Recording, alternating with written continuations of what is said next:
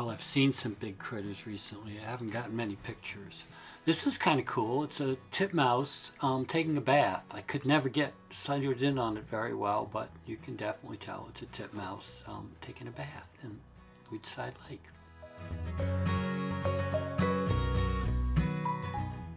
Of course, the Juncos are everywhere, and here were some good shots out in the sun. A whole flock of them. And among the Juncos, we got a cardinal. Actually, eventually you'll see that there's two. This is the male. The much tanner one that you'll see in 15 seconds or so is the female. And they are hanging out among the Juncos because they pretty much have the same kind of diet as the Juncos, eat little seeds off the ground.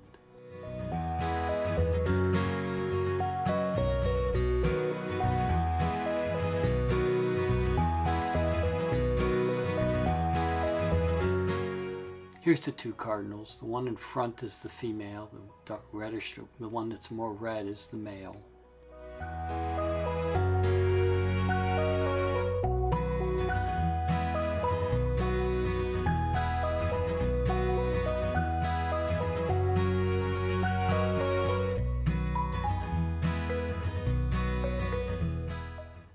And we'll finish off the day with a flicker.